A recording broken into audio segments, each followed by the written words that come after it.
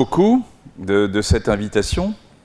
Je suis évidemment le président du Comité consultatif national d'éthique. Je suis aussi un régional, puisque je suis originaire du Cantal.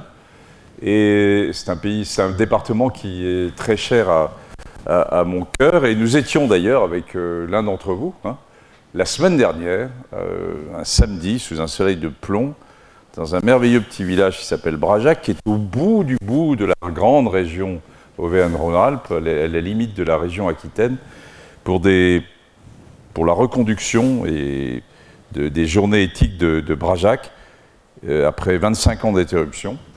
Et finalement, ça a été un grand succès, puisque au bout du monde, au bout d'une petite route, on a réussi à avoir plus de 230 personnes passant toute une après-midi autour de cela. Donc voilà, ça me fait plaisir d'être à Lyon, et en plus, on a beaucoup d'affinité avec François sur un certain nombre de sujets.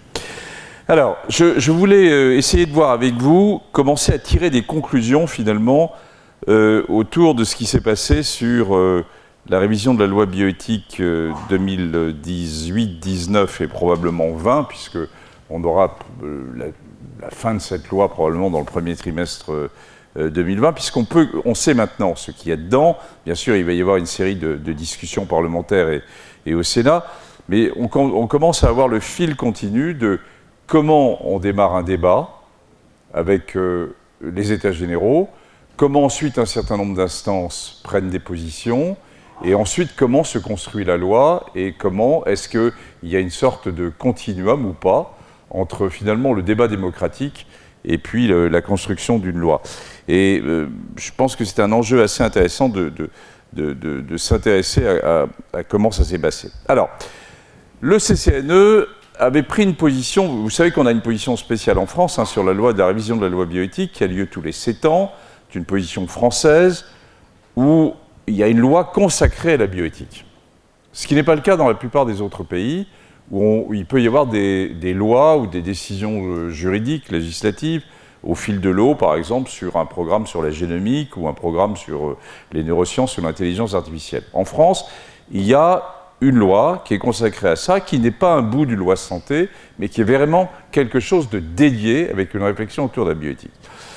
Alors, moi, quand je suis arrivé au CCNE, je me suis interrogé finalement sur la pertinence de ce schéma, en sachant qu'il y a, vous le savez, un renouvellement des connaissances dans le biomédical qui est extrêmement rapide. On dit que plus de 50% tous les 5 ans, plus de 1500 publications médicales ou biomédicales par jour. Elles ne sont évidemment pas toutes du même niveau. Mais donc, et se dire qu'on a une loi qui encadre la bioéthique tous les 7 ans, est-ce que c'est déjà pas totalement dépassé?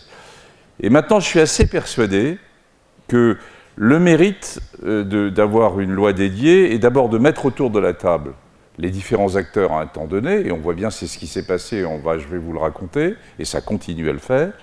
Et puis deuxièmement, ça permet de sortir d'une politique de silo, c'est-à-dire de s'intéresser à la génomique, de s'intéresser aux nouvelles techniques de procréation, de s'intéresser au big data. Et on voit bien que là où ça allume le plus fort, c'est quand on a ensemble, par exemple, les données de génomique et les données de big data, puisque c'est là où... Et donc, il faut casser les silos verticaux pour aller vers une réflexion qui est beaucoup plus transversale et sur laquelle on rejoint un certain nombre de grandes questions éthiques. Alors, le CCNE, vous voyez, s'était interrogé au début de la dernière loi. À chaque fois, les gouvernements disent on part sur une révision de la loi bioéthique, ça va durer 1 an, puis en général, ça dure 2-3 ans. Finalement, celle-ci aura duré autour de 2 ans, c'est un résultat intermédiaire. Et s'était interrogé pas du tout comme acteur, car à l'époque, le CCNE n'avait pas souhaité être un acteur direct dans la construction de la loi, mais il s'était situé avec une vision très intellectuelle en disant, qu'est-ce qu'on attend d'une loi et qu'est-ce qu'on n'attend pas d'une loi autour de la bioéthique. C'était une réflexion, et cette réflexion de l'époque, on l'a relue évidemment avec attention, elle reste complètement d'actualité. C'est sur un certain nombre de grands fondements. Sauf que là, la loi précédente de 2011 avait confié, c'est-à-dire qu'on n'avait pas le choix, avait confié que lors de la révision de la loi de 2018-2019, eh bien, le CCNE devait être opérateur des États généraux de la bioéthique. Pourquoi? Parce que les politiques avaient souhaité qu'il y ait une autre dimension qui soit donnée au débat public, d'une part, je le pense profondément, et deuxièmement, il y avait eu un débat public qui avait existé sur la loi de 2011, mais qui était, un, réduit, et deux, porté par le ministère de la Santé. Et donc, on avait un ministère qui portait la loi et qui portait le débat public. Et c'est là où il y a un peu mélange des genres, et il faut probablement des instances indépendantes pour porter ce type de débat et de construction de démocratie sanitaire. Donc ça nous avait été confié par la loi, et puis tout le monde avait oublié, bien sûr, ça. Il a fallu se réveiller quand les choses sont arrivées en 2017-2018. Là, vous avez les différents points des enjeux du débat public. Alors sachez que je suis arrivé au CCNE en début 2017. La loi, évidemment, est dépendante du gouvernement qui est en place. Donc on avait les élections présidentielles qui étaient en avril-mai, puis ensuite les élections législatives. J'ai attendu, puis ensuite j'ai été voir les politiques en leur disant « Est-ce que vous êtes prêts à vous lancer dans la révision de la loi de bioéthique ?» Et la réponse a été « oui ». Donc il a fallu en effet s'y lancer. Et du coup, je me suis dit « Mais comment on s'y lance ?» Puisque c'était la première fois que le CCNE devenait opérateur.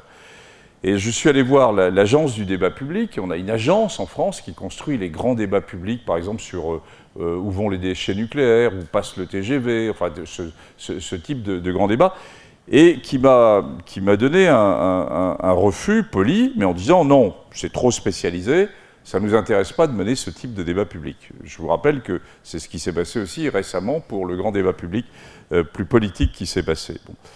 Et puis, je suis allé voir une série d'intellectuels spécialistes du débat public. Vous avez, je citerai pas leur nom, mais des gens qui théorisent sur l'importance du débat public et comment on doit le faire et comment il doit se construire. On a en particulier 2 professeurs au Collège de France qui sont des plumes reconnues autour de la construction du débat public. Et je suis sorti de là émerveillé par leur agilité intellectuelle, mais en me disant, mais dans le fond, est-ce qu'ils ont déjà mené un débat public? Et la réponse était non. Donc nous avions, c'est typiquement français, hein, une grande pensée intellectuelle de construction autour de ce qu'il faut faire ou ne pas faire, et puis avec des gens qui ne l'avaient pas fait. Et évidemment, le médecin que je suis, qui a toujours eu les mains dans le cambouis, s'est dit il faut qu'on mette les mains dans le cambouis. Et donc on s'est lancé dans la construction des états généraux de la bioéthique et avec les horaires. Alors, un rappel sur le CCNE, donc on était organisateur, donc vous avez les principaux points. Il y a une certaine expertise, juste pour vous dire que c'est une instance qui est autonome, qui est indépendante, mais enfin, je suis nommé par le président de la République. Donc où est l'indépendance? On peut s'interroger. Alors, bon, ceux qui me connaissent savent que je suis un être indépendant, mais après tout, le président est nommé pour une période de 2 ans, ça va changer là, avec la nouvelle loi, mais on est quand même dépendant finalement d'une certaine mesure du politique. Mais après, c'est à nous de nous rendre indépendants du politique. Et comment on peut se rendre indépendant du politique? C'est qu'on peut s'autosaisir des sujets et donc mettre sur la table les sujets qui nous importent, qui nous paraissent importants, en association avec une série de partenaires, dont évidemment les horaires, et on va y revenir. Mais vous voyez la nuance qu'il peut y avoir. Sur la composition, juste pour vous dire qu'au sein du CCNE, c'est seulement 1/3 de médecins et de chercheurs, de chercheurs scientifiques, et que les autres sont des juristes de haut niveau, une économiste de la santé, ou des philosophes, ou des gens de sciences humaines et sociales, ou une journaliste. Hein. Donc on est dans une composition qui est très, très multidisciplinaire. Alors, on a émis un certain nombre d'avis sur lesquels je passe rapidement.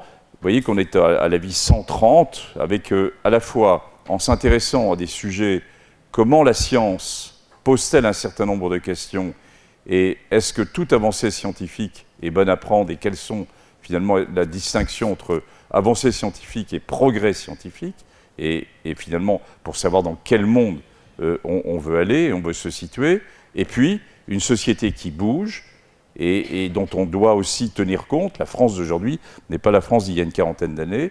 Et donc, c'est cette évolution et c'est ce type de sujet qui, vous voyez, vont de choses très techniques, très biotechnologiques, à des choses qui sont beaucoup plus sociétales, comme par exemple la prise en charge des migrants, sur lesquels on avait pris une position, ou la prise en charge du vieillissement.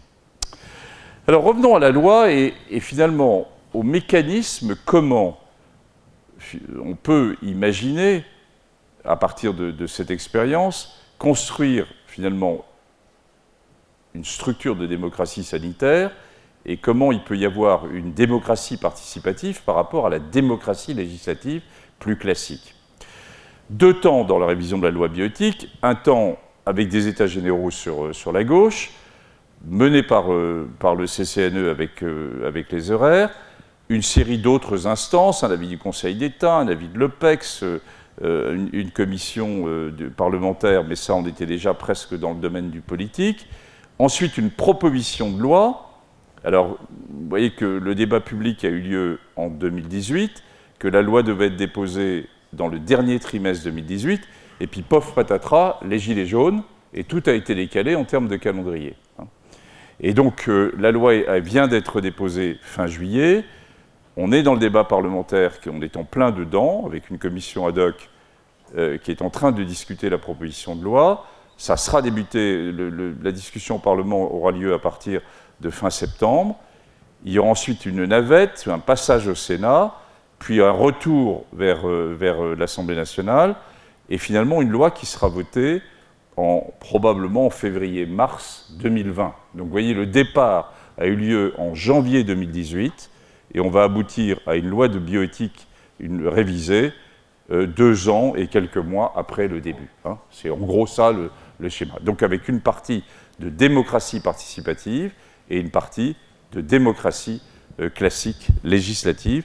Et c'est bien, et c'est d'ailleurs dans l'entête même de la loi, que la France a souhaité et a choisi de ne pas confier seulement à un groupe d'experts, mais à ses représentants élus, la décision de mettre ou de ne pas mettre ce qu'il faut dans la loi de bioéthique. Et ça, c'est une vraie position démocratique autour du sujet. Alors, ça n'empêche pas que dans le débat citoyen, il est essentiel qu'on ait les 3 parties. Et c'est tout l'intérêt d'avoir ce temps consacré, peut-être un peu long, mais tout à fait essentiel, entre les experts, le politique et le citoyen. On a besoin des 3 pour une construction sur ces sujets difficiles. Moi, je pense que ce n'est pas seulement sur la loi de bioéthique. Je pense que dans la construction de la démocratie sanitaire et des choix de santé qui doivent se faire dans ce pays dans les années qui viennent, compte tenu du fait qu'on a une enveloppe budgétaire qui sera contrainte, on arrivera à prendre des décisions qui vont être difficiles sur des choix stratégiques seulement si c'est partagé et s'il y a une discussion entre politiques, experts et représentants des usagers.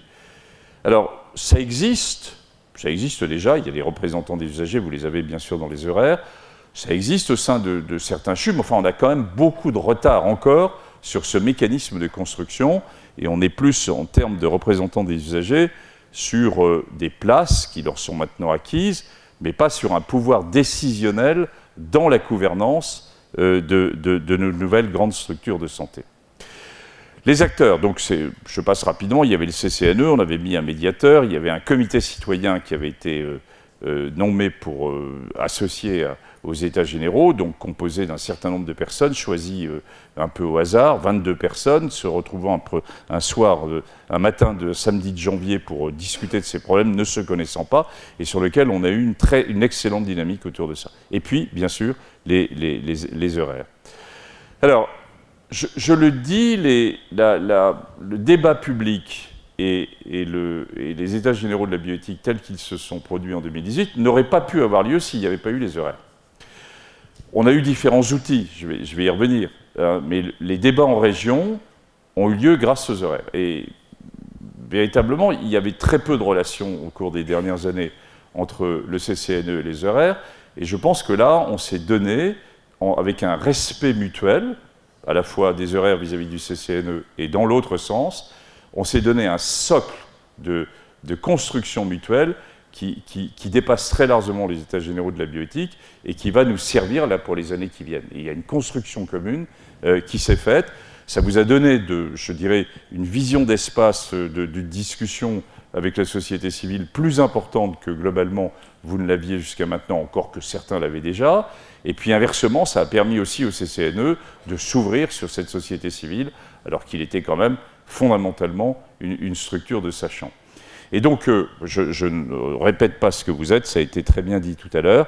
La question importante maintenant, c'est quel type de collaboration, après cette expérience, nous allons monter ensemble dans le post-loi, et c'est le vrai enjeu de ce qui nous attend pour les années qui viennent.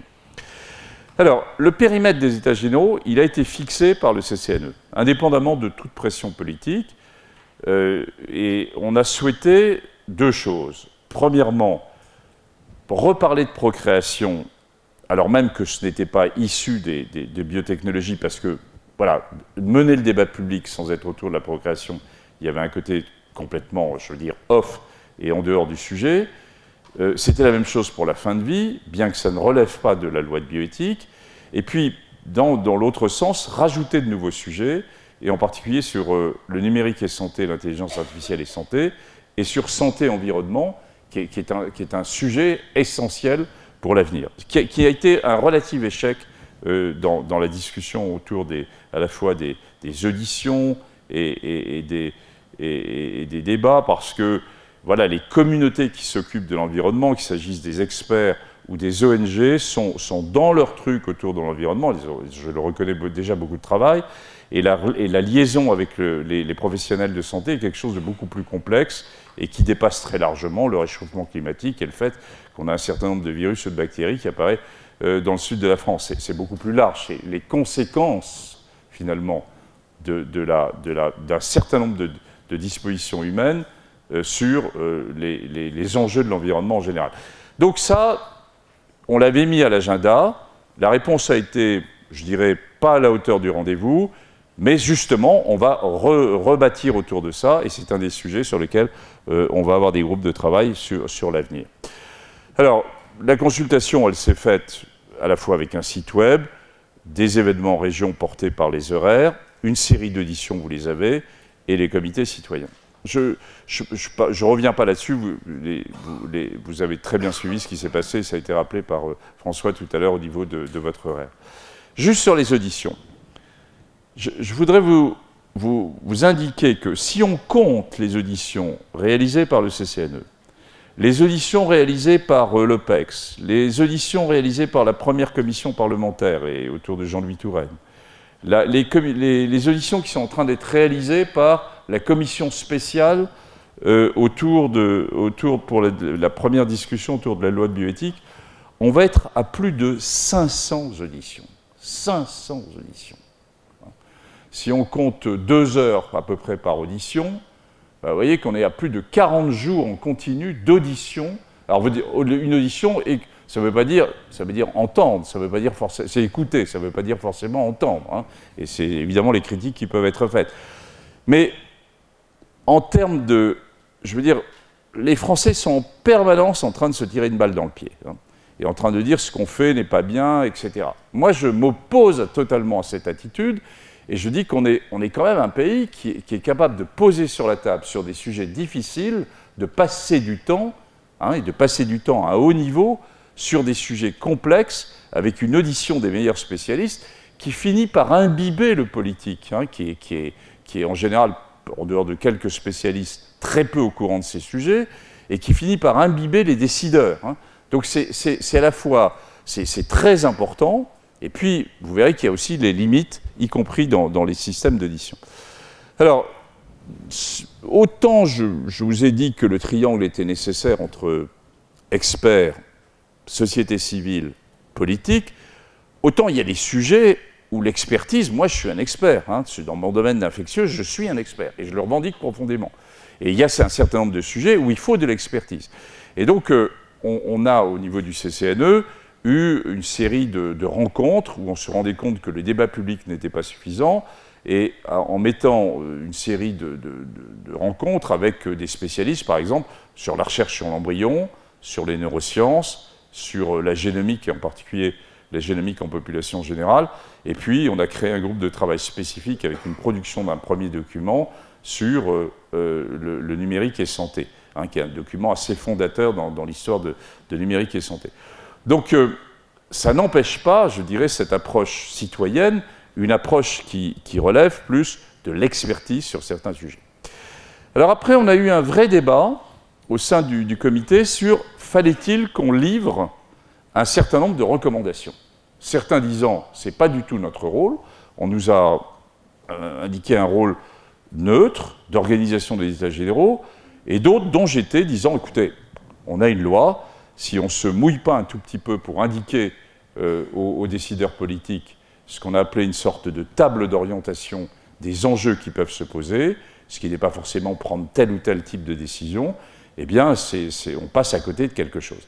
Et quand je vois ce qui se passe un an plus tard, je suis content que nous ayons sorti l'avis 129, parce qu'il y a une logique entre ce que nous avons proposé dans l'avis 129 et finalement ce qu'il y a dans la proposition de loi. Les médias. Tout ça s'est fait, l'ensemble des états généraux de la bioéthique, y compris avec les horaires, pas les salaires, mais l'organisation de toutes ces réunions, c'est 800 000 €, hein, en gros. C'est-à-dire c'est très peu de choses. Hein, pour des enjeux majeurs pour notre pays, c'est très peu de choses.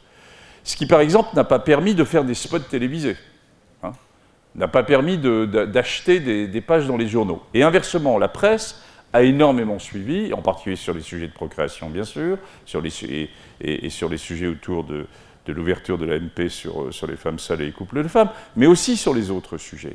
Hein, et on a une couverture de presse dans les grands journaux, de la Croix qui a suivi tout l'ensemble. Nous avons formé les journalistes, hein, on a fait trois séances de formation, 3 jours de formation pour les former à ces sujets complexes, mais c'est une vraie question sur laquelle je reviendrai, c'est les relations avec la presse. Alors, quelques enseignements à tirer. Premièrement, le besoin de débat public qu'on a ressenti, que vous avez ressenti, et voilà, vous avez les principaux points, je ne m'y arrête pas, c'est qu'il y a, de la part, en tout cas, des gens qui ont participé aux États généraux, ce n'est pas la population française, c'est ceux qui ont participé à l'ensemble des États généraux, ce besoin d'explication, de compréhension, de discussion qu'on a tous ressenti et qu'il va falloir poursuivre. Et c'est la vraie question sur, à partir de janvier 2020, comment nous poursuivons.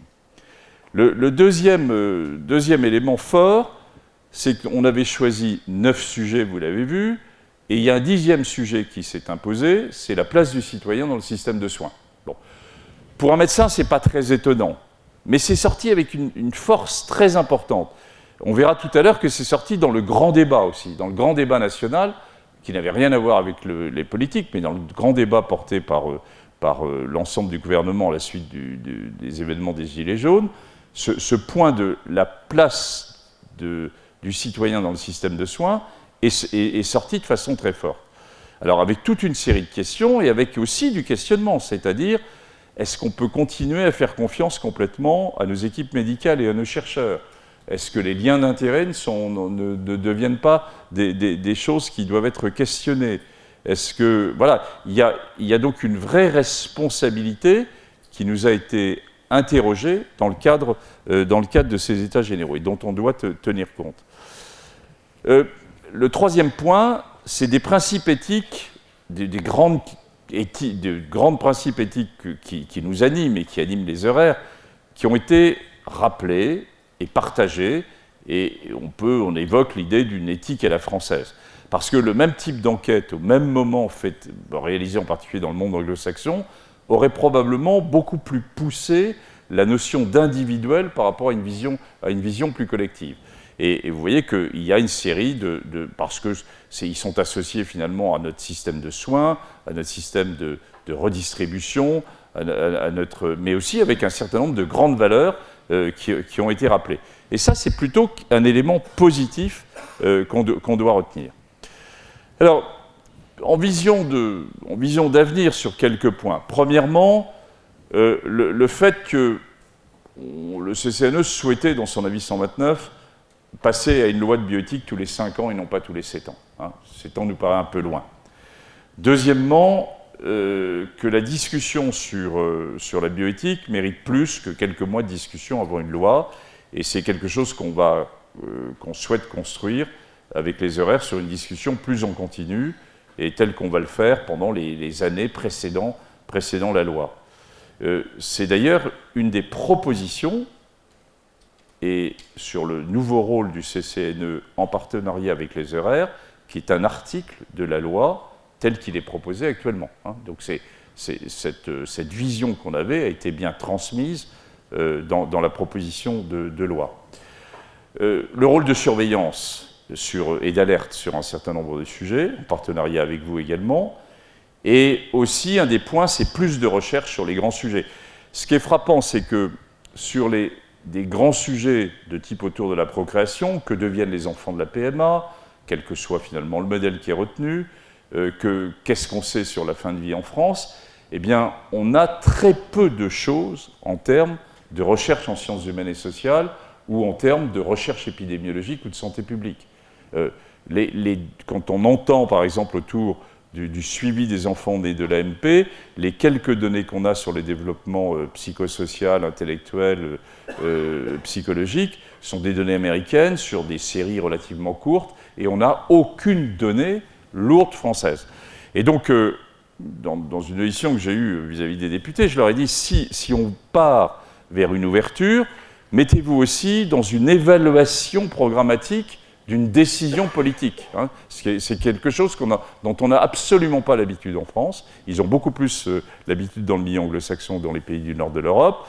Il y a une décision, eh bien, on l'évalue. Bon, alors la politique macroniste est plutôt dans ce type-là, mais vous savez que le temps des politiques est un temps très court, finalement, alors que là, il faut un temps d'évaluation et se donner les moyens. Il est essentiel, par exemple, si on décide d'ouvrir, eh bien qu'on puisse raconter une histoire dans 5 ans et qu'il y ait une cohorte qui se monte avec une évaluation très neutre, faite par des scientifiques, indépendamment du politique, et qui puisse raconter une histoire. Même chose sur les données de fin de vie, par exemple, hein, où les données de la CLAM sont inutilisées, finalement, sur une série de points. Cette culture de l'évaluation programmatique doit être mise en place. Voilà. Et puis, il y a par ailleurs certains points sur la formation des professionnels de santé, mais qui relèvent non pas de la loi de bioéthique, mais de la loi santé, sur lequel, avec vous d'ailleurs, on a le CCNE et les horaires ont fait une proposition de formation supplémentaire sur nos jeunes étudiants en médecine dans le nouveau concept d'interdisciplinarité. Et puis enfin, la vision internationale.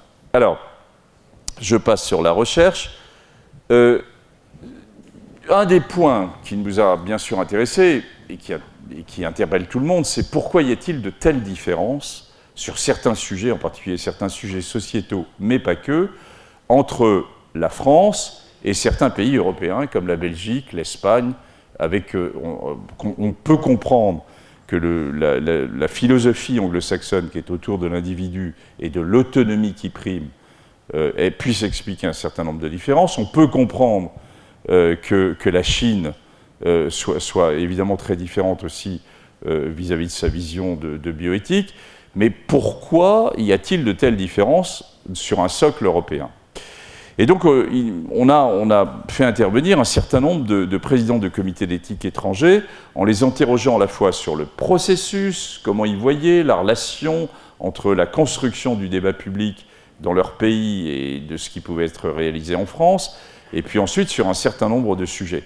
Et c'est un des points sur lequel j'ai envie de dire que la prochaine loi de bioéthique, celle de 2025, elle ne devrait plus être française. Elle devrait être européenne. Quelles que soient les difficultés, mais elle devrait passer à l'Europe. Mais vous imaginez les complexités qu'il peut y avoir. Bon. Cela dit, on a éliminé quand même probablement une série de dossiers complexes, et sur les dossiers encore plus complexes qui vont arriver, dont on pourra parler, on peut imaginer qu'on ait des constructions communes. Alors c'est en train de se faire, par exemple sur des sujets comme l'intelligence artificielle ou le numérique et santé, mais on est loin quand même sur d'autres sujets. Mais pour vous montrer la complexité, en Belgique par exemple, ou sur quelque chose qui n'est pas dans la loi de bioéthique, mais qui est sur la fin de vie, et sur l'accès à l'euthanasie et au suicide assisté. Eh bien, vous avez selon que vous prenez la communauté de langue française ou la communauté wallonne en Belgique, la loi est appliquée ou elle n'est pas appliquée. C'est-à-dire qu'au sein même d'un pays, avec un corpus législatif qui est le même, eh bien, vous avez des positions qui alors même qu'il y a une ouverture qui est possible dans leur cadre législatif, vous avez des positions qui sont quasi aussi, avec des distinctions aussi importantes qu'entre la Belgique et nous, par exemple, sur le sujet. Donc c'est des choses qui sont très complexes et pas si faciles à comprendre. Donc c'est cet aspect international sur lequel moi je vais mettre beaucoup l'accent là dans les années qui viennent, parce qu'il me semble qu'il y a quand même un gros effort à faire avec je dirais pas avec l'ensemble de l'Europe, mais avec un certain nombre de pays qui sont assez proches, l'Allemagne, le Danemark, la Belgique par certains côtés, ou la Suisse. On a des constructions communes qui peuvent se faire et qui seraient quand même beaucoup plus pertinentes. Alors, tout ceci pour partager avec vous quelques remarques quand même issues de ces états généraux. Premièrement, la réflexion éthique doit être au cœur du soin et à tout niveau, et elle doit être enseignée tôt, ce qui n'est pas le cas actuellement. Le deuxième point, la santé n'est pas un produit comme les autres. L'humain prime sur le droit ou les budgets. L'humain prime sur le droit et les budgets. Et quelle vision, finalement, avez-vous de votre métier pour les professionnels de santé? Et est-ce que cet aspect-là n'est pas un aspect qui est totalement essentiel? La place de l'usager de santé n'est pas assez reconnue, et ce qui pose, en effet, l'enjeu de la démocratie sanitaire. Alors, on va terminer là-dessus, sur ces enjeux. Les médias. On l'a vu, c'est un... Donc,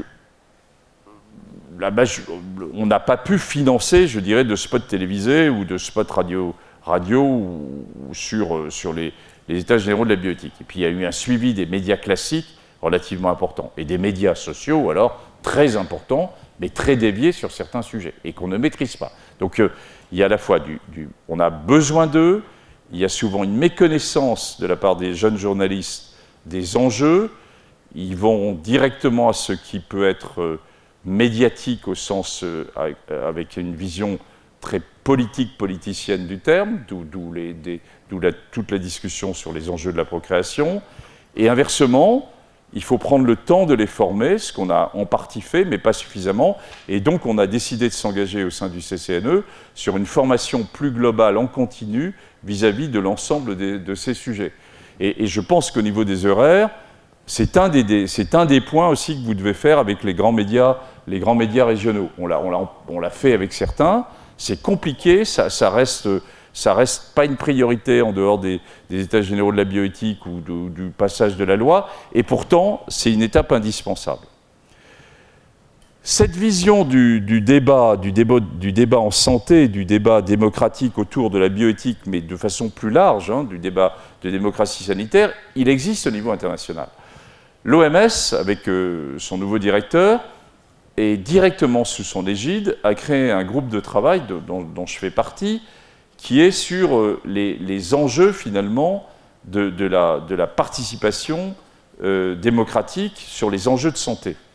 Et avec un guide et une planification type OMS qui va sortir dans les mois qui viennent, d'ici probablement la fin de l'année 2019 ou début 2020.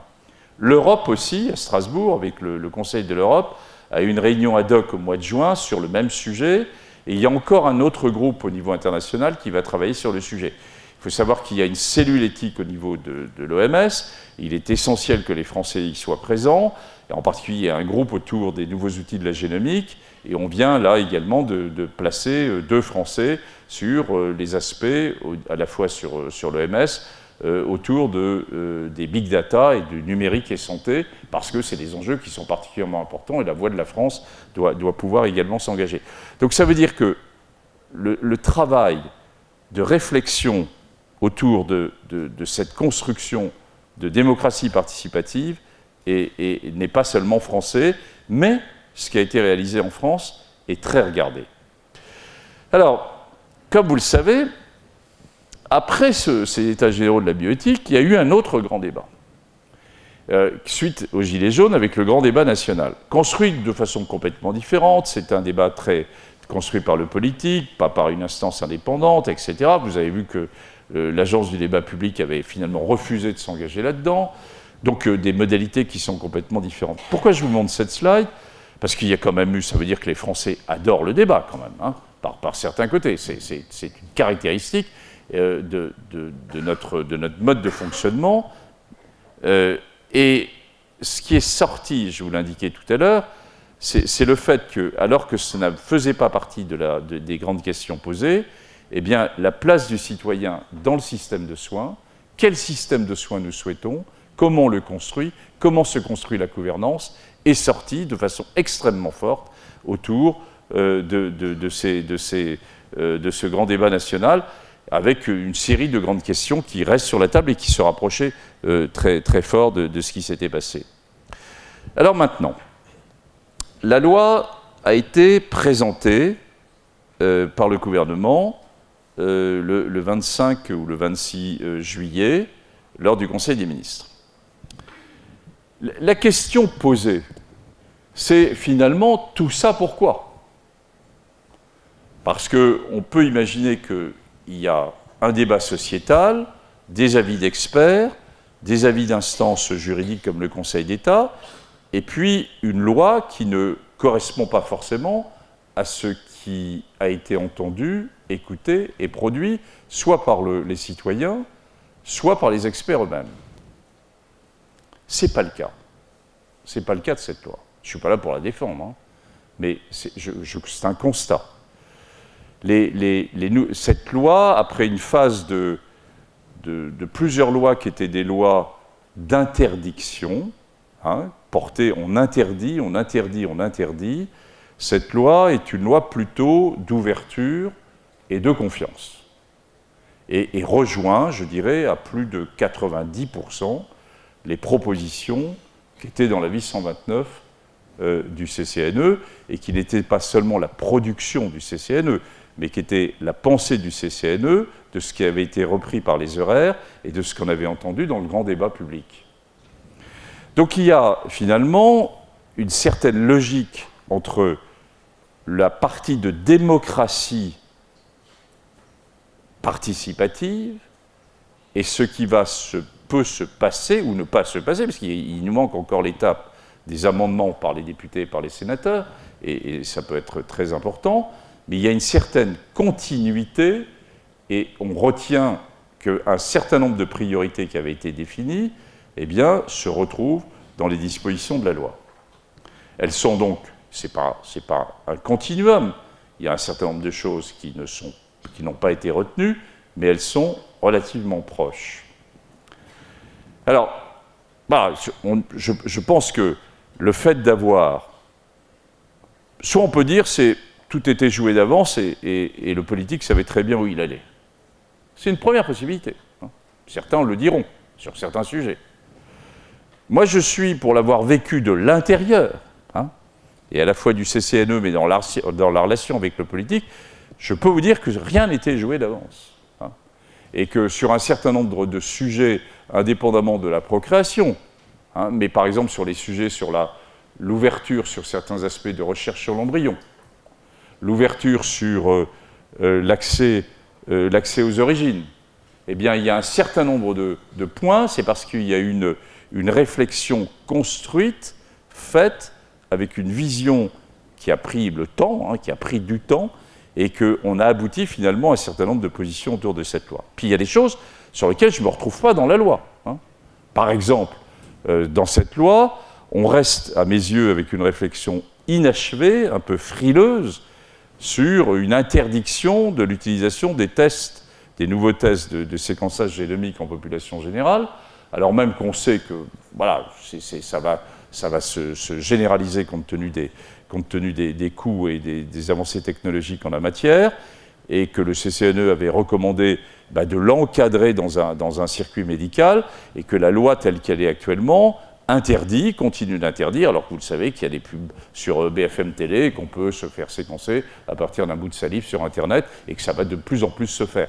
Et qu'on va laisser là le champ, avec, si on reste avec la loi telle qu'elle est, avec un champ qui sera un champ de bataille dans 5 ans, parce que voilà, le privé va largement dominer, alors que si on prenait une décision d'encadrement avec des conseillers génétiques actuellement, quelles que soient les difficultés, on avait plus de chances de pouvoir l'encadrer et de rester dans un domaine qui restait dans le domaine biomédical.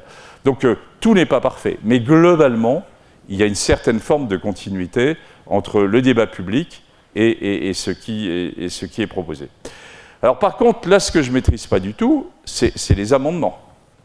Et l'expérience des lois précédentes montre que dans les lois de bioéthique, il y a de très très très nombreux amendements. Les députés et les sénateurs ont un vote libre. Ce n'est pas un vote de parti, entre guillemets, parce que les gens considèrent que voilà, c'est des questions intimes et qui doivent être avec une liberté d'expression de la part des représentants de nos représentants publics. Mais il va y avoir des scissions possibles, y compris à l'intérieur d'un parti donné X ou Y. On fait actuellement une information auprès en général des journées parlementaires des différents grands partis, et je me rends bien compte qu'à l'intérieur des partis, les choses sont très nuancées.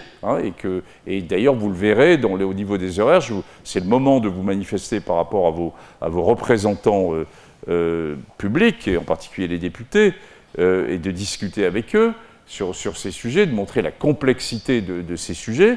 Et vous verrez qu'il y a des nuances, certains restant très politiciens, et d'autres disant qu'il faut aussi qu'on prenne un peu de hauteur autour de ça. Donc, voilà, je dirais, le début de la fin d'une histoire entre le débat et les états généraux et finalement la construction d'une loi. Alors, qu'est-ce que je retiens, moi ?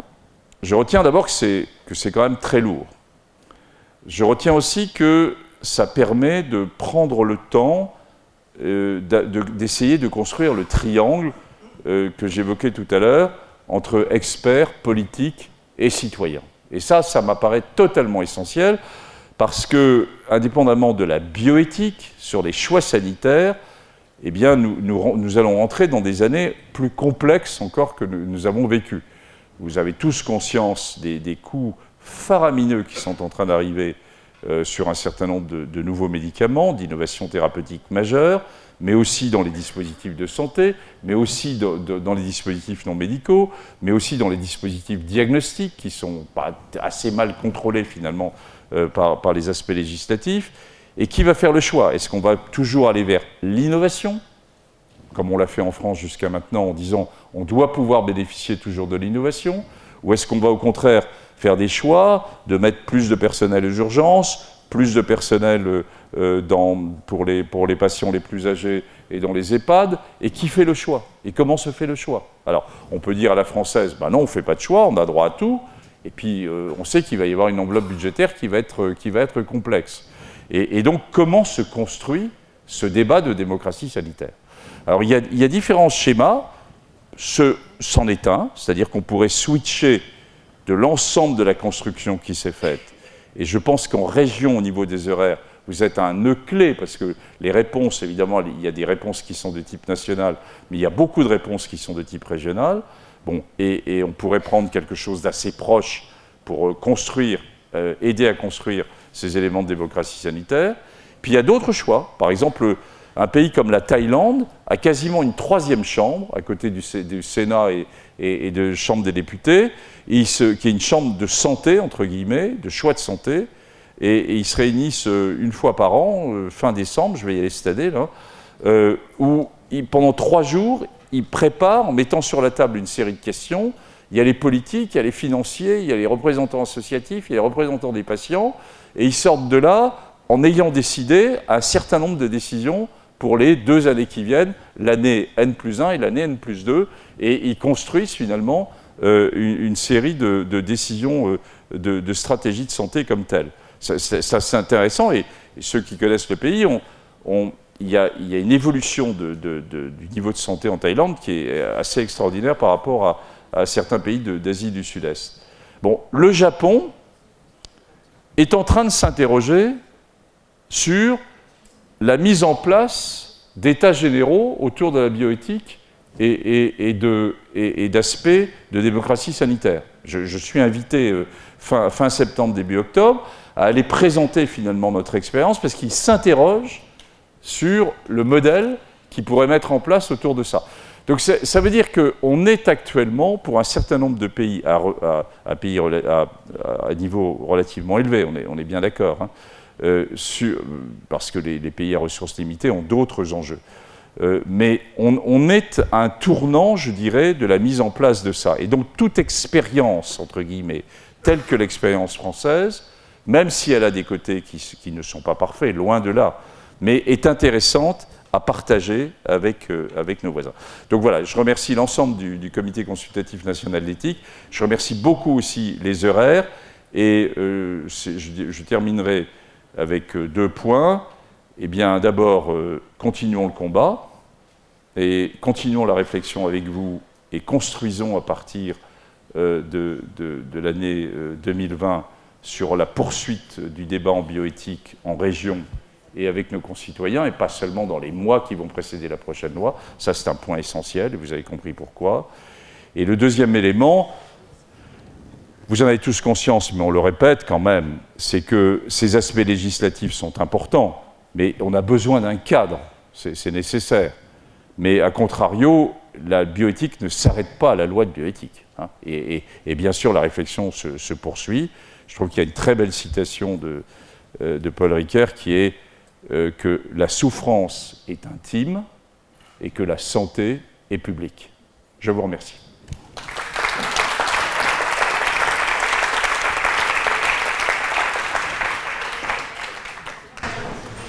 Monsieur le Président, cher Jean-François, merci beaucoup, et je vois que dans cette diapositive, il est rendu hommage au professeur Jean Bernard, qui fut le premier président. 1983 de mémoire, et si vous lisez l'avis numéro 1, il portait sur un cas lyonnais. Et d'ailleurs, l'avis numéro 1 reprend en grande partie les propositions ou la réflexion qui avait été menée par le comité d'éthique créé à cette occasion. On ne savait pas comment résoudre les questions difficiles à l'époque, et dont le président est le professeur, il est là-bas, le président actuel, Jean-François Guérin. Donc l'un et l'autre, vous êtes finalement les continuateurs d'une démarche qui est celle de la résolution des cas complexes.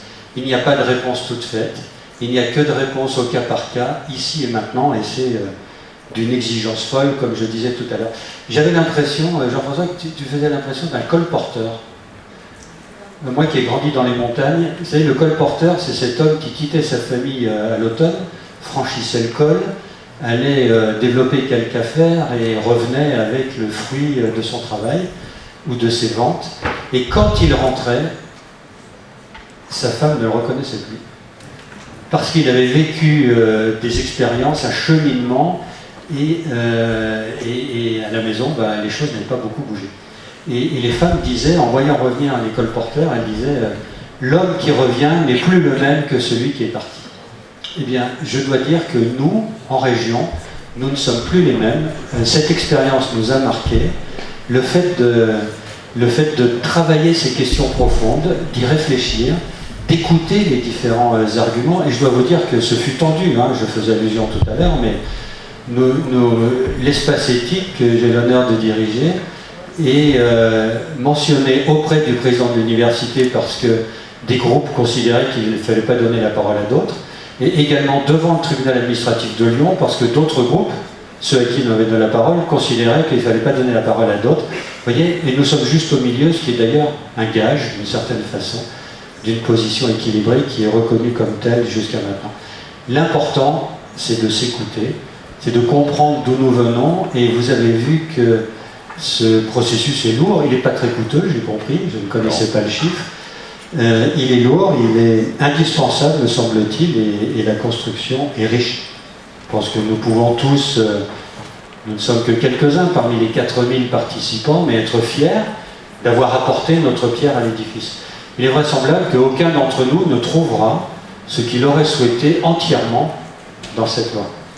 C'est le fruit d'un, je dirais, d'un melting pot, on dirait en anglo-saxon, mais de différents avis, et la représentation nationale va nous proposer, et je sais bien qu'au-delà du texte présenté, il y a tout le jeu des amendements, la représentation nationale va nous proposer une nouvelle version encore, qui elle-même rejoindra, ne rejoindra pas ce à quoi nous pensons.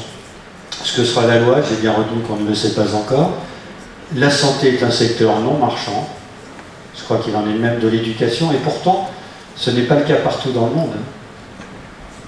Et la place de l'usager de santé est à renforcer. Une fois qu'on a dit ça, on n'a toujours pas résolu où nous allons, on sait juste qui il faut écouter, peut-être un peu plus que par le passé. Et alors, la réflexion sur les lois précédentes et la nouvelle est très intéressante. J'ai, par la montagne, une formation de médecin du sport. J'ai contribué à la rédaction du Code médical olympique en 2005. Et pourquoi a-t-il fallu rédiger le Code médical olympique? Tout simplement parce que jusque-là, c'était un code médical d'interdiction. L'athlète ne doit pas prendre de produits dopants, l'athlète ne doit pas se soustraire au contrôle dopant.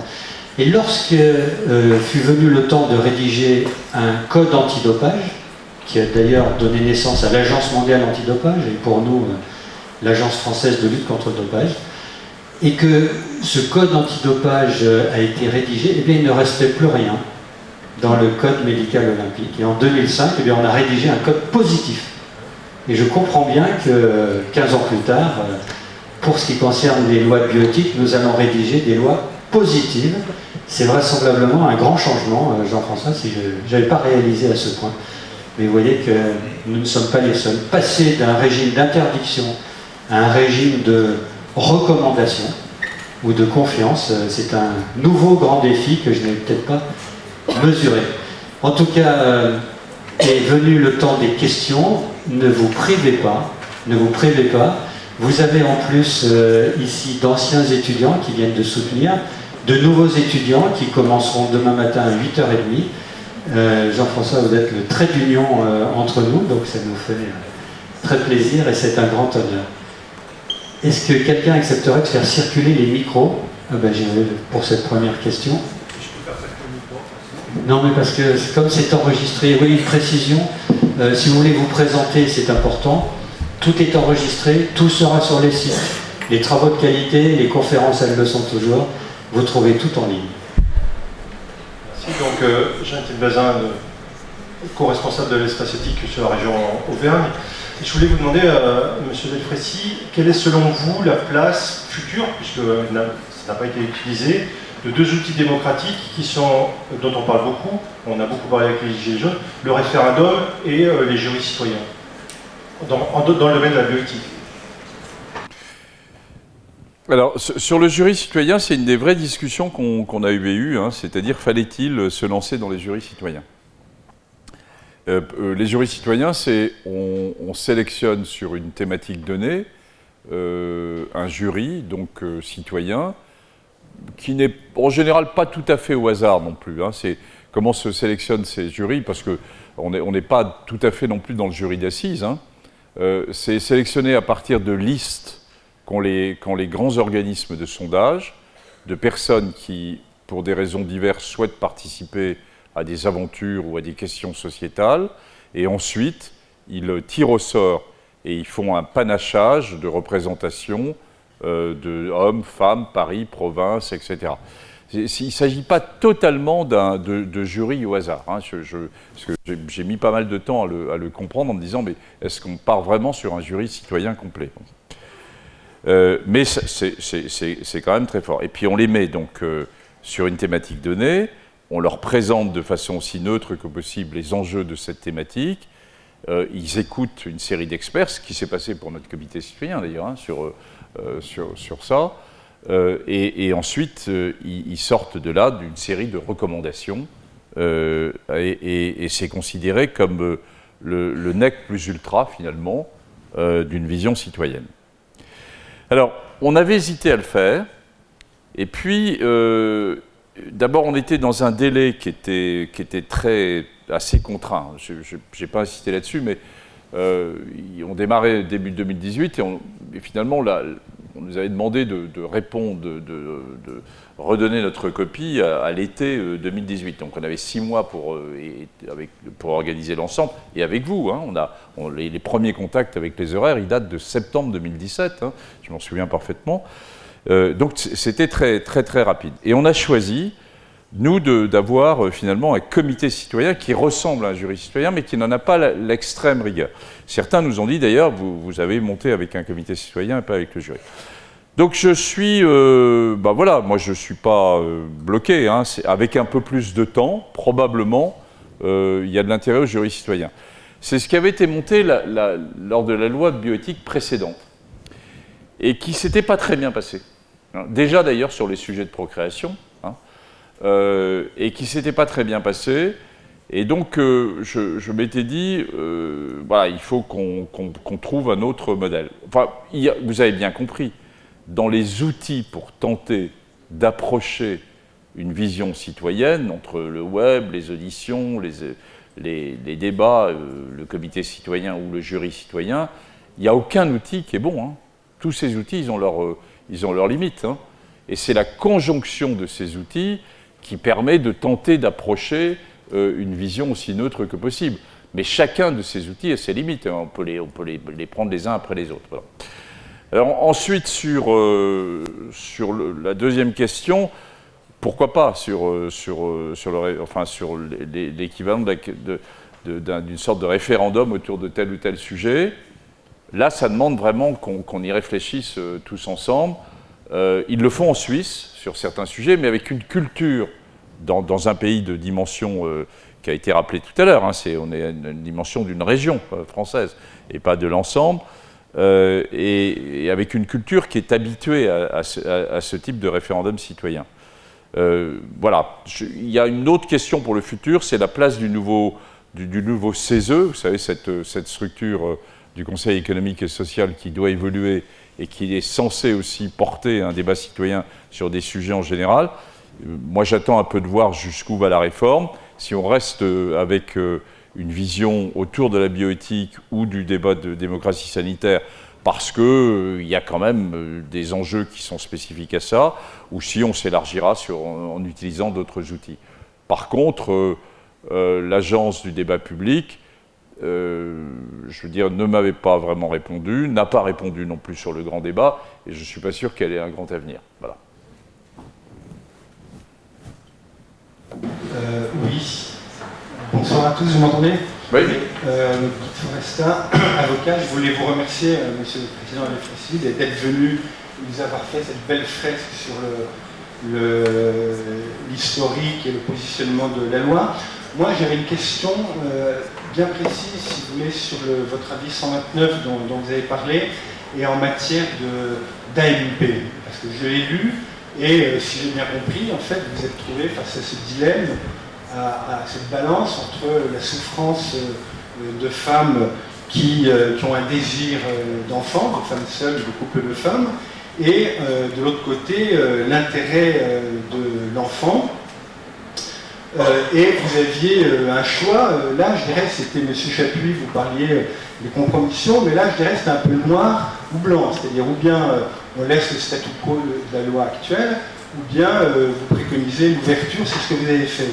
Mais moi, ce que je n'ai pas bien compris, et c'est la question que vous allez vous poser, c'est la justification proprement éthique. Parce que si j'ai bien lu, je ne l'ai pas vraiment vu dans l'avis 129. Moi, si vous voulez, a priori, je fais partie de la troisième pointe du triangle citoyen. Je ne suis pas spécialiste, je ne suis pas législateur. Mais je vois que cette ouverture, si vous voulez, qui se fait au nom d'une inégalité, qui n'en est pas vraiment une d'ailleurs, elle provoque dans l'immédiat deux inégalités majeures entre les couples de femmes et les couples d'hommes qui, eux, n'auront pas accès, si vous voulez, qui ont aussi un désir légitime d'avoir des enfants.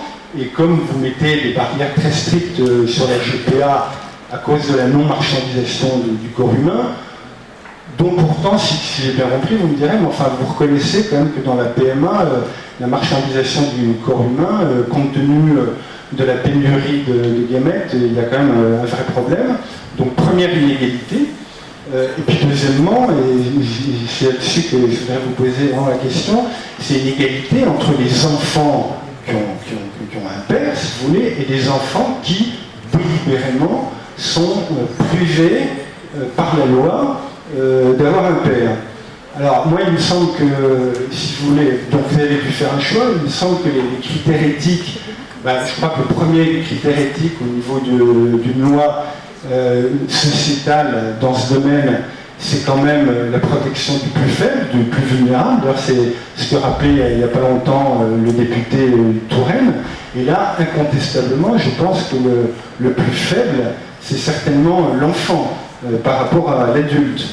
Et là, j'avoue que je ne vois pas bien quel est l'intérêt pour l'enfant d'être privé de père, d'une présence de père, d'une connaissance complète de sa filiation, d'une altérité sexuelle. Je pense qu'il n'y a pas besoin d'études très poussées pour reconnaître qu'il est quand même préférable d'avoir un père et de le connaître. Enfin, qui peut dire que c'est anodin? Qui peut dire que ça compte pas d'avoir un père? Ou alors si vraiment on le dit et on le pense, ça veut dire qu'on réduit quand même tous les pères à être simplement des fournisseurs, ou les hommes, à être des fournisseurs de gamètes. Et je pense que éthiquement c'est très choquant.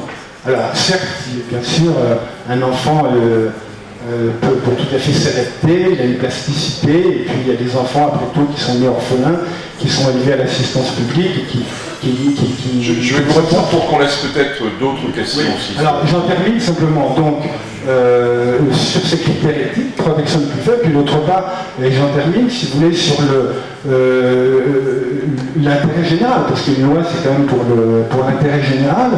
Et là, j'ai constaté, on a parlé des EGB, je me pose aussi la question, pourquoi vous n'avez pas précisé quand même que sur la consultation Internet, sur les différentes questions par la PMA, il y avait une très très très large majorité qui se dessinait pour le maintien, c'est-à-dire pour le statu quo et la non-ouverture, confirmé d'ailleurs par un sondage IFOP de juin 2018. Et j'en termine, excusez-moi, j'ai été un peu long, mais si vous voulez, il me semble que ma question est d'autant plus légitime que c'est très bien, Monsieur le Président, qu'il y a une opinion minoritaire de votre comité qui a dit non, maintien du statu quo, parce que les enfants, tout particulièrement malgré leur plasticité, ont besoin de sécurité, ont besoin de stabilité, et compte tenu des risques encourus, notamment par rapport à la marchandisation du corps humain, on préfère le maintien du statu quo. Donc ma question, quelle est la justification éthique de cette ouverture de la PMA?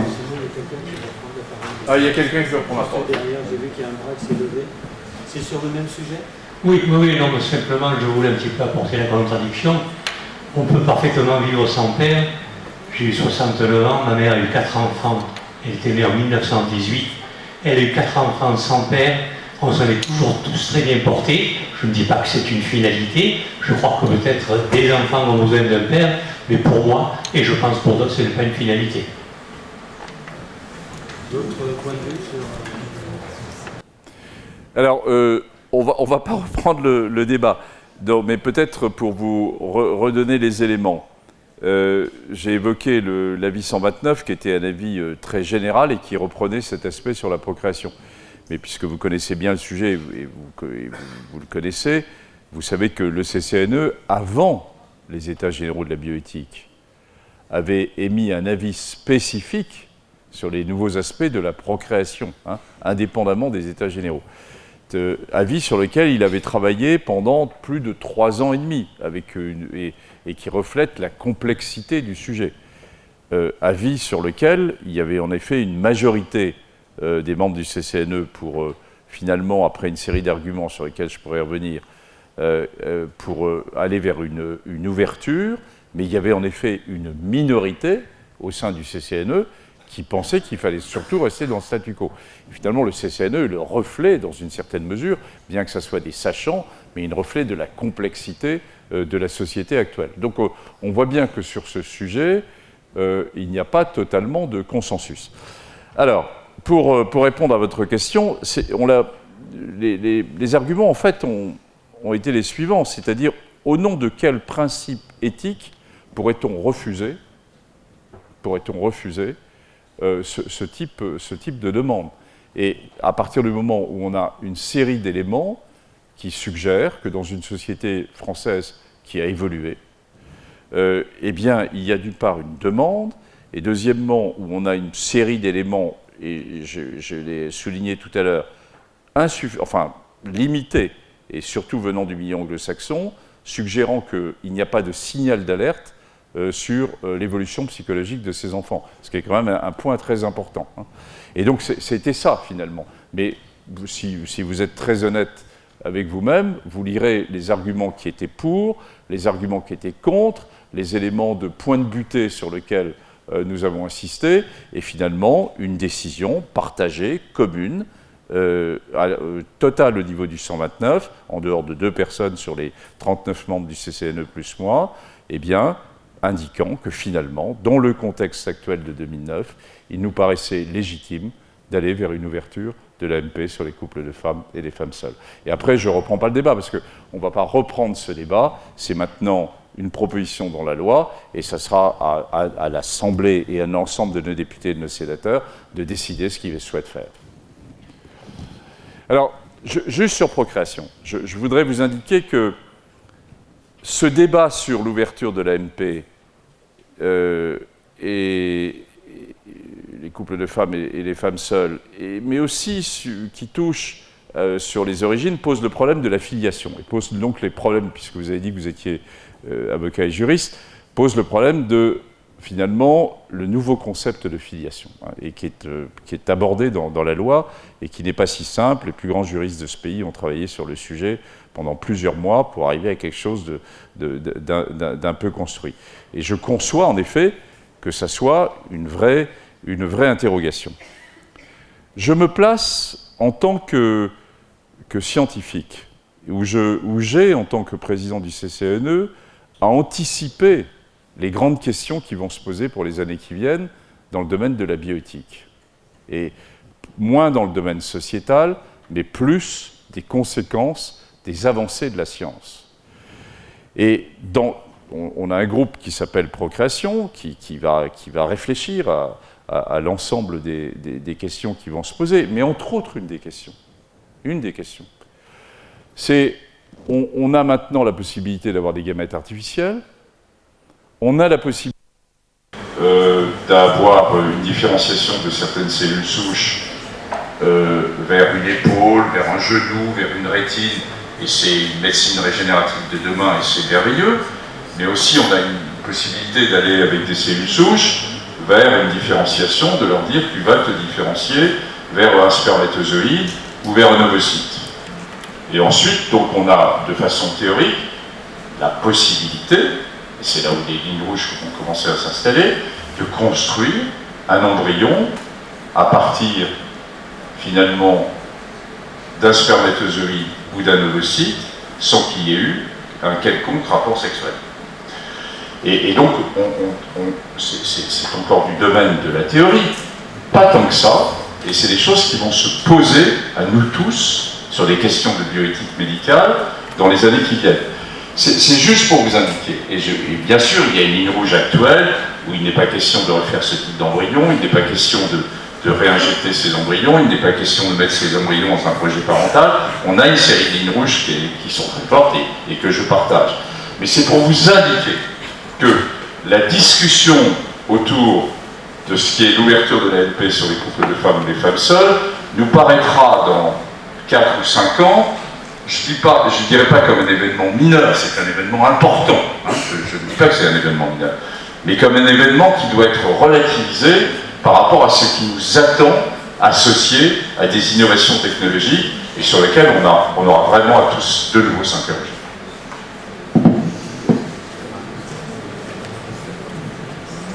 Question complexe, hein, réponse difficile à faire émerger. D'autres par ici.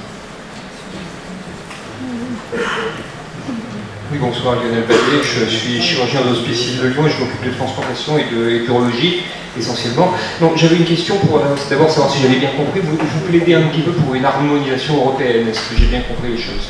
Alors du coup, pour moi, ça génère une question qui est celle d'une forme de paradigme entre le fait de recourir à la vie générale de la population française d'une manière globale, d'avoir des positionnements qui représentent aussi une société dans sa multiculturalité, mais aussi dans un certain nombre d'ancrages anthropologiques, et puis de voir que finalement, sur des questions aussi diverses que la GPA, la fin de vie, etc., on a quand même des positionnements européens qui sont extrêmement protéiformes et qui n'ont pas du tout les mêmes positionnements. Et je me dis, comment est-ce qu'on peut essayer, à ce moment-là, de mélanger un petit peu cette réflexion qui est très française avec des avis européens qui, au demeurant, sont très importants, mais qui donneraient peut-être une forme de relativisme à certains positionnements pris, puisqu'on est dans une société fondamentalement où la nouveauté, l'innovation écrase au fur et à mesure certains éléments anthropologiques, et qu'à un moment ou à un autre, justement la ligne rouge dont vous parlez, il faut arriver à savoir si on la garde ou si on la garde pas. Et il me semble que ouvrir la réflexion est effectivement un élément très important, mais que vouloir d'une manière ou d'une autre aller fondamentalement à une harmonisation européenne peut être un élément dangereux au sens où on perdrait certaines formes de spécificité de pensée. Je partage totalement votre analyse. J'ai la même pensée. Ce que j'ai voulu indiquer, c'est que voilà, si je vois à niveau plus mondial, hein, on a trois grandes zones de réflexion autour de la bioéthique. Le milieu anglo-saxon, beaucoup américain, mais aussi canadien quand même, qui prime finalement, qui donne primauté à l'individu, au choix individuel, à l'autonomie, hein, avec tout ce qu'il y a derrière par rapport à une vision plus sociétale. Et avec aussi les enjeux très difficiles de medicine business qui peuvent exister. À l'autre extrémité, excepté le Japon, et on a une Chine qui est devenue un pays scientifique majeur, hein, en très peu de temps, et qui se situe au niveau bioéthique au point zéro.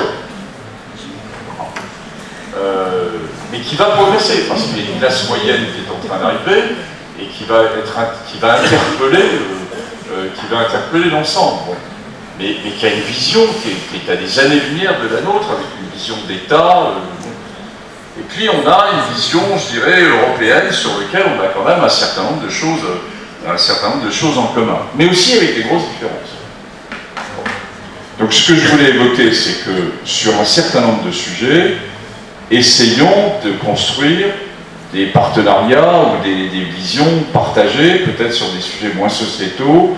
Et j'évoquais entre autres, par exemple, sur les relations santé-environnement, sur des relations sur les sujets un peu nouveaux, sur des relations autour du numérique et santé, où là, il y a probablement des choses qui sont à construire. Bon. Et ensuite, sur les autres, c'est vrai, mais c'est vraiment compliqué, et l'approche anthropologique que vous évoquez, elle est totalement essentielle, mais elle est parfois difficile à comprendre. Hein. Comment un pays comme l'Espagne, qui a une culture catholique comme la nôtre finalement, aussi ancienne que la nôtre, bon, avec une rupture avec le franquisme et le post-franquisme qui peuvent être expliqués un certain nombre de points, mais se retrouve sur des sujets autour de la procréation avec des positions qui étaient extrêmement différentes de la nôtre, pose question. Il n'est pas question, enfin en tout cas dans l'esprit du CCNE, je dirais d'aller et de vouloir absolument construire un espace éthique européen. Ça serait totalement illusoire, et vous avez tout à fait raison. Il est question de voir si sur certains sujets, et en particulier peut-être moins sociétaux que les autres, on peut commencer à construire ensemble, et en particulier avec... chaque pays a ses particularités. Les Allemands sont encore dans le choc de ce qu'a été la construction de la bioéthique et dans le deuxième procès de Nuremberg. Et je vois bien de collègues allemands qui réfléchissent à la bioéthique, ils sont en permanence en train de ils ont ça dans leur mémoire, hein, c'est très clair. Les Anglais, le comité d'éthique anglais n'est pas piloté par, je dirais, n'est pas une structure d'État, c'est une structure qui est financée par le Wellcome Trust. Donc on voit bien aussi le lien avec le business et la santé. Donc il y a bien des particularités. Et pourtant, il y a un certain nombre de réflexions communes qui peuvent se faire. Voilà. Mais ne pas en faire un principe d'aller vers. Parlons-nous.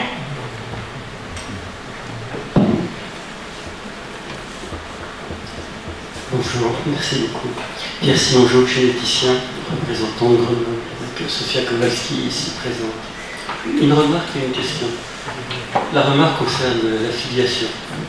Et je reviens à ce qu'a dit François sur les colporteurs.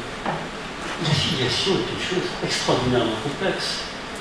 Et la sursimplifier, c'est gêner le débat éthique. Les filiations génétiques sont très différentes des filiations d'état civil dans les vallées de montagne françaises. Voilà. D'autre part, la famille a eu beaucoup de variations depuis ces derniers siècles. Donc, il faut garder à l'esprit qu'il y a des filiations multiples. Non, la question, je voudrais revenir au débat d'aujourd'hui. Ce qui m'a frappé, quand je suis arrivé à l'espace régional de réflexion éthique, j'ai commencé par lire des conclusions qui étaient bien charpentées des états généraux de la santé. C'était un bon document, bien construit. Et un an après, j'ai pris connaissance des propositions du CCNE, que vous présidez, pour la révision des lois de bioéthique. J'étais frappé de la très grande distance entre les deux. Je n'ai pas mené un travail de la grande distance. Alors, j'ai pas eu le temps, parce qu'on est tous très pris de nos activités professionnelles, proprement dites, mais je me suis dit qu'il y avait là des données qui seraient très intéressantes à faire étudier par les disciplines des sciences humaines. Voilà. C'était le cas, je comprends. Je suis pas rassure. Très bien, merci. Alors, j'attends ça avec attention. Voilà. Non, bien sûr. Alors, l'avis 129 du CCNE ne reflète pas uniquement le résultat des états généraux. Il reflète, c'est ce qu'on a entendu dans les états généraux, ce qu'on a cru entendre, ce que vous avez cru entendre au niveau des RF, ce qui est remonté, c'est l'extrême difficulté que ça représente, plus évidemment la position du CCNE, la réflexion intime du CCNE sur un certain nombre de sujets. Après, la différence massive que vous évoquez entre le rapport de synthèse des états généraux et la 829, non, ça pour m'y être beaucoup quand même penché, pour avoir porté la plume sur un certain nombre de choses, il n'y a pas de différence massive. Mais vous avez raison, je ne suis pas neutre. Je ne suis pas neutre.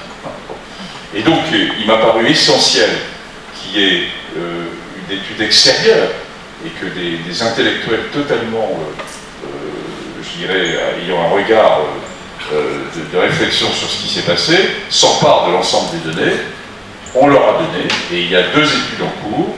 L'une qui est réalisée sur l'aspect un peu plus, je dirais, de stratégie politique par un master de Sciences Po, et l'autre qui est menée par une série de chercheurs de la HESS et qui vont disséquer complètement les différents temps et les dissociations éventuelles. Voilà. Avec aussi une vision, sur qu'on a très peu évoqué jusqu'à maintenant, y compris la place et le contexte de discussion de la place des religions aussi dans la discussion de cette révision de la loi de bioéthique. Voilà. Donc c'est en cours. Oui, bonjour, Gaël Morland, je suis étudiant en 5e année de médecine à la Faculté de l'Ouest. Ma question concerne l'accès aux médicaments. Et c'est de savoir si la question avait été soulevée par nos concitoyens concernant l'accès aux médicaments, notamment en cas de crise comme on a pu l'avoir lors de l'été, savoir si c'était une question qui avait été soulevée par nos concitoyens lors du débat que vous avez menées. Et du coup, quid des réflexions éthiques concernant le remboursement des médicaments qui n'ont pas, par exemple, prouvé de service médical rendu avec un effet important, et qui pourtant, en matière de santé publique, ont un effet qui est non nul, je pense notamment à l'homéopathie, et savoir si vous avez vu des réflexions éthiques à ce sujet. Alors, non dans le cadre de la révision de la loi bioéthique. Hein. Ce problème a été abordé par les citoyens sur la place du citoyen dans le système de soins, la gouvernance qui décide comment on construit, comment on a accès à l'innovation, l'accès aux nouvelles technologies. Mais je dirais que c'est quelque chose qui n'a pas été fouillé dans le cadre des états généraux de la bioéthique, c'est clair. Par contre, c'est un des sujets que nous avons. Nous avons un groupe de travail sur l'accès à l'innovation actuellement, qui pose exactement le type de questions que vous posez, et en particulier ce que j'évoquais tout à l'heure, c'est-à-dire que voilà, le corpus de la bioéthique est en train de changer. Hein, je ne sais pas que je vais absolument changer les choses, mais il change par exemple. Est-ce qu'on a longtemps parlé au niveau finalement de la gratuité du don d'organes, etc. Et maintenant, le corpus change, on a un bout de génome. Est-ce que c'est encore un bout de corps, ou est-ce qu'on est un bout de big data dans une base de données? On voit bien qu'il faut qu'on s'interroge sur une forme de nouveau corpus et de nouvelles questions. Et alors, dans le même type d'évolution, eh bien, il y a des questions un peu nouvelles autour de l'économie de santé qui sont en train de se poser. Hein. Et je crois qu'elles peuvent soulever un certain nombre de choix éthiques qui peuvent se poser, même si ça va être très difficile. Et donc ce groupe actuel, accès à l'innovation, pose la question de, eh bien, voilà, est-ce que le médicament est un produit comme les autres, ou est-ce que c'est une particularité, et est-ce qu'il y a finalement un droit, une forme de droit mondial à l'accès à l'innovation thérapeutique? C'est des sujets extrêmement lourds, hein, vous le savez, à la fois vis-à-vis des industriels, vis-à-vis des organismes d'État qui contribuent à la formation du prix ou au niveau de services rendus, vis-à-vis de nos chers collègues médecins qui participent à des degrés divers, soit avec des aspects financiers, soit avec des aspects non financiers, mais avec des aspects de publication, à la construction d'un certain nombre de grands essais thérapeutiques. Et donc c'est des sujets extrêmement complexes, mais dans lesquels on s'est lancé. Voilà. Bonjour, Louis Athanase, étudiant. Je pense que si on est tous ici dans cet amphi, c'est parce qu'on pense que l'éthique et la bioéthique c'est quelque chose d'important. En revanche, vous avez soulevé tout à l'heure, au niveau des gilets jaunes, le grand débat national, que l'éthique c'était pas la priorité. Alors que, enfin, c'est pas vraiment. Pour moi, c'est pas quelque chose de logique. L'éthique c'est quand même quelque chose de très important. Donc, je voulais vous poser une question. Qu'est-ce que le CCNE compte mettre en place pour rendre l'éthique plus centrale dans la mentalité des gens, de manière générale? Parce que on s'aperçoit, c'est quand même quelque chose, moi j'ai étudié en médecine, il y a d'autres professions où c'est un truc extrêmement central, mais les gens s'en foutent. Et bah voilà quoi, c'est triste, j'ai envie de dire. Donc, oui, je sais que c'est la réalité, merci, mais bon. Non, mais ça mérite de la franchise. Et je vous suis, hein. Je vais vous raconter une anecdote. Moi, il y a eu plusieurs dizaines de milliers de participants sur les grands débats en région, etc. Et mon petit-fils me dit, Daddy, ça fait pas un match de foot avec Paris Saint-Germain. Donc, ça rejoint un peu votre réflexion. C'est comment on introduit finalement une réflexion et une discussion autour de la bioéthique plus au quotidien. Alors, j'ai évidemment pas la réponse. Bon. Premièrement, il faut quand même la faire sortir peut-être je dirais, d'une certaine forme d'intellectualisme dans lequel elle était. Et ne pas considérer, comme ça a été longtemps, comme uniquement, et ne serait-ce que dans le vocabulaire, les mots, la construction des, la construction des recommandations qui peuvent être faites, comme uniquement réservé à un monde de sachants et d'experts. Ça, c'est une vraie première ambition. Puis, il faut quand même garder l'expertise. Le deuxième élément, il est devant nous. C'est-à-dire, on vient de vivre quelque chose qui est nouveau, dont vous dressez sévèrement les limites, mais vous avez raison, qui est quand même regardé par le monde entier. Je peux vous dire que je pourrais passer mon temps, là, à partir du mois d'octobre, à me promener dans différents pays du monde qui veulent voir comment on a construit, qui veulent construire un peu la même chose, parce que il y a eu beaucoup, ça a été très très regardé. Mais on peut faire mieux. Et la réflexion éthique ne doit pas se contenter d'une réflexion de quelques mois juste avant la révision d'une loi de bioéthique. Elle doit se poursuivre en continu. Et c'est à tout niveau. C'est au niveau de la formation des étudiants en médecine, j'en ai dit un petit mot, où il y a une opportunité fantastique, où il n'y a quasiment pas de formation bioéthique, ou très peu, en dehors de certains masters, etc. Mais dans la formation, je dirais, globale, il y a très peu de choses qui sont faites par rapport aux écoles infirmières, par exemple. Et là, il y a une opportunité avec les nouvelles plateformes multidisciplinaires qui sont en train de se mettre en place. Et puis, c'est la réflexion qu'on a avec l'ensemble des horaires. On a une réunion le 18 septembre à Paris pour, je dirais, ce qu'on fait ensemble à partir de début 2020.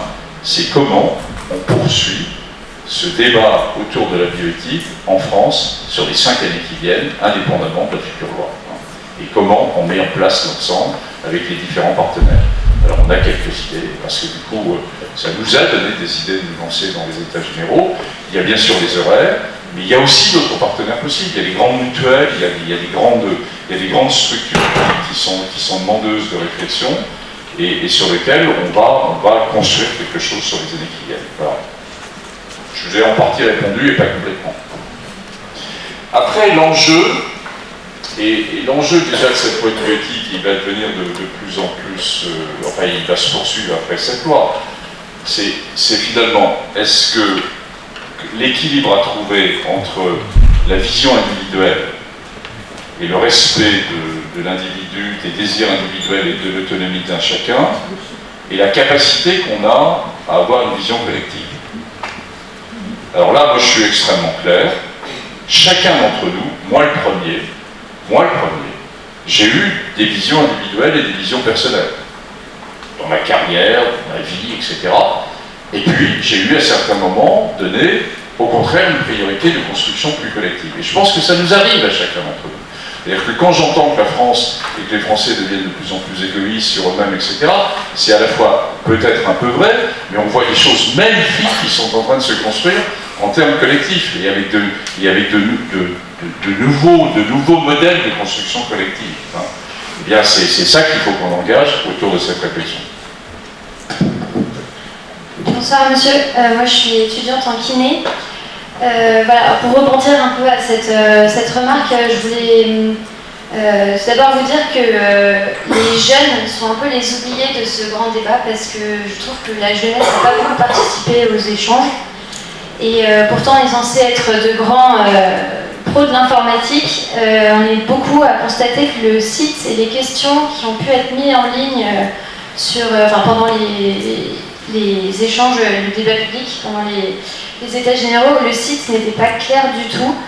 Et j'aimerais savoir en fait comment vous avez tiré des argumentations et des points de vue sur un site qui en fait était difficilement remplissable et compréhensible pour beaucoup, et notamment pour nous les jeunes en fait, qui aimerions participer au débat mais qui n'avons pas bien réussi. Alors, c'est à la fois vrai et pas vrai. C'est-à-dire que, par exemple, sur les débats en région, un tiers d'entre eux ont eu lieu avec des jeunes et ont été spécifiques avec des jeunes.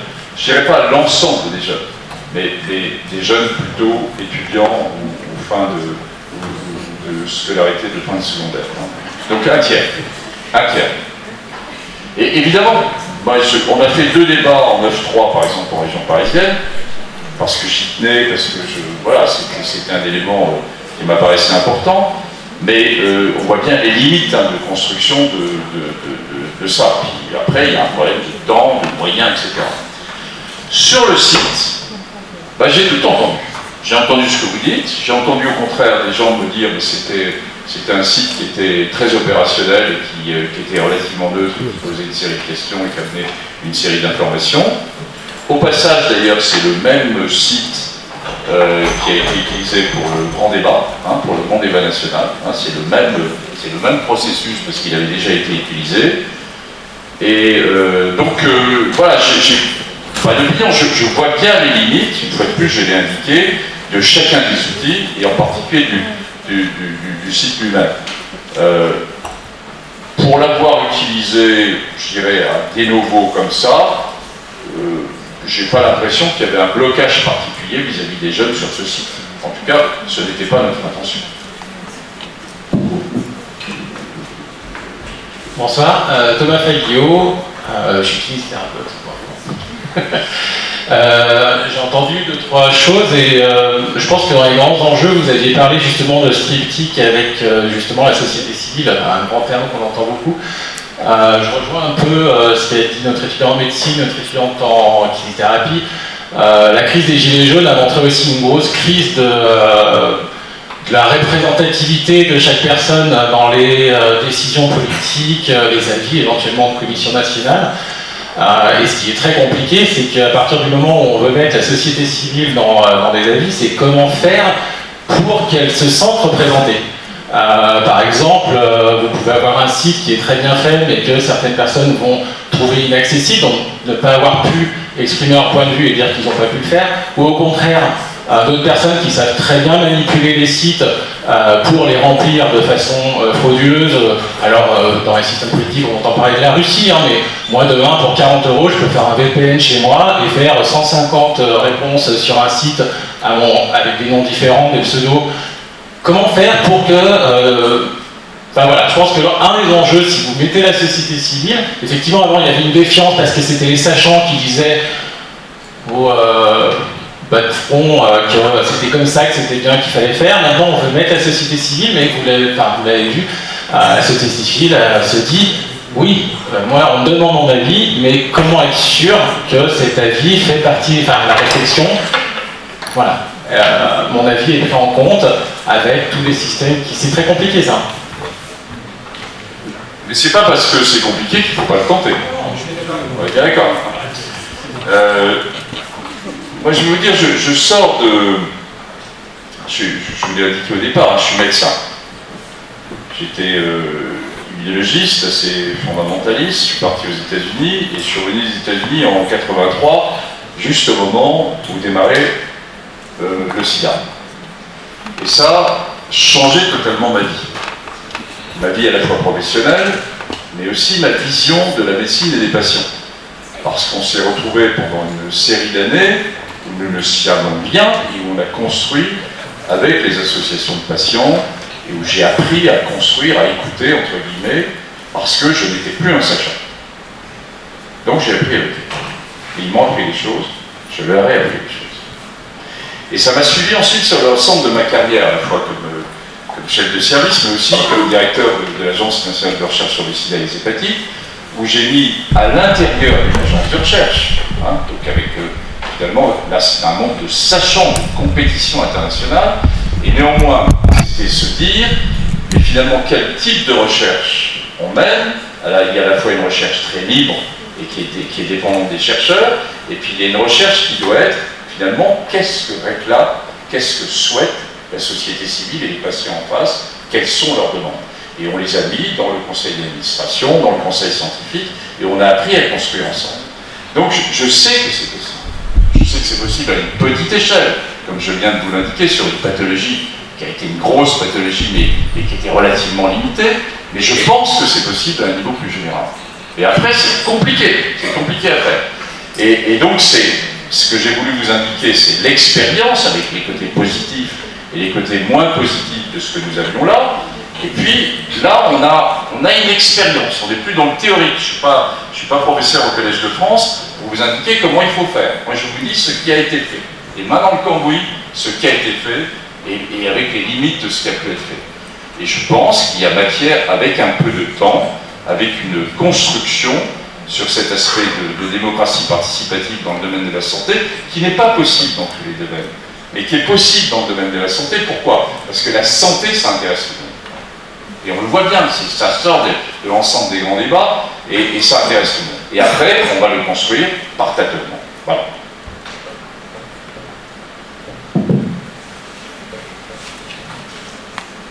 Plus de questions? Eh bien, s'il n'y a plus de questions, merci beaucoup. S'il n'y a plus de questions, il me reste à vous remercier de votre présence, mais surtout à vous demander de m'aider à remercier le professeur Delfraissy.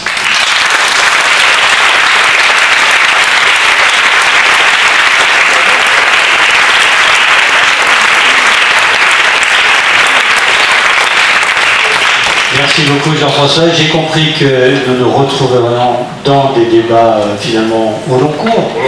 Peut-être que nous devrions prendre rendez-vous de principe d'une visite chez nous tous les ans, hein, pour faire un point d'étape, ça nous ferait plaisir. Et en tout cas, le chercheur cherchant, le sachant ne sachant pas. En tout cas, beaucoup de persévérance et merci de cette présence. Merci à vous. Et les étudiants, demain, 8h30.